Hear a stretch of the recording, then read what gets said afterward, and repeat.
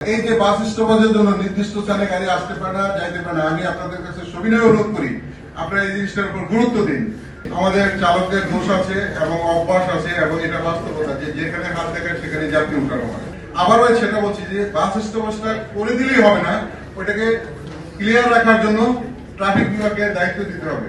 City corporation যদি আমাকে cooperation না করে, আমাদের চালকদের দোষ আছে এবং অভ্যাস আছে এবং এটা বাস্তবতা যে যেখানে হাত দেখায় সেখানে যাত্রী উঠানো হয় এবং রাস্তার মাঝখানে যাত্রীও ভাবে এমন যে আমার বাড়ি যেখানে এখানে নামাই দিতে হবে, কারণ যে আমরা দীর্ঘদিন দিয়ে এভাবে চলছি, বিশেষ করে শহরতলিতে। এই বিষয়টা কিন্তু ঠিক নয়। এখানে সিটি কর্পোরেশনের দায়িত্ব আছে। আমি গতকালের মিটিং এ স্পষ্ট করে বিএফপিকে বলেছি, যার যার দায়িত্ব তাকে নিতে হবে। এর জন্য সম্মিলিতভাবে কাজ করলে কার কি দায়িত্ব, কে কি অবহেলা করছে, একে অপরেরটা দেখবো। কিন্তু আমাদের মালিক এবং শ্রমিকের পক্ষে আমাদের যে দায়িত্ব নেওয়া উচিত, আমাদের যে চেষ্টা করা উচিত, ঐক্যবদ্ধ থাকা উচিত। এই ব্যাপারে আমরা আপনাদের কাছে প্রতিজ্ঞাবদ্ধ, আজকেও প্রতিজ্ঞা করছি, আমরা চেষ্টা করে যাব। এবং আপনারা সকলে যদি সহযোগিতা করেন, আমি বিশ্বাস করি আমাদের কাঙ্ক্ষিত যদি 10 হয় লক্ষ্যে পৌঁছা, আমরা অচিরেই 4-3 যেতে পারবো। পরবর্তীতে আমরা 5 ক্রস করবো, এক সময় 10-এর কাছাকাছি আমরা যাবো।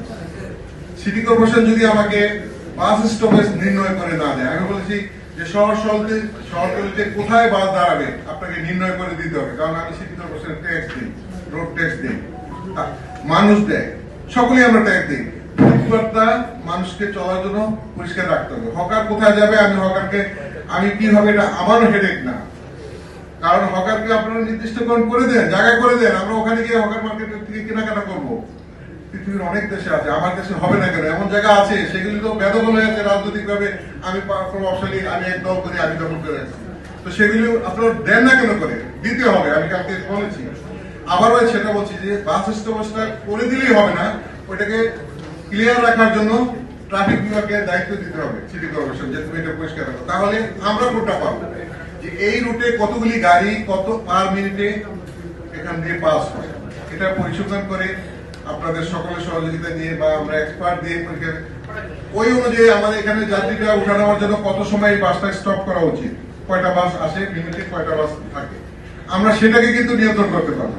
যদি আমার গাড়ির ড্রাইভার এসে দেখে যে বাস স্টপে লেখা আছে এখানে হকার বসে আছে, এখানে মানুষ কেনা বেচা করে, তাহলে এটার উপরে তো আমার ড্রাইভার যেতে পারবে না, রাস্তার পাশেও যেতে পারবে না, সেই রাস্তার মাঝে দাঁড়াবে, পিছনে তো আপনার ট্রাফিক জ্যাম হয়েই যাবে।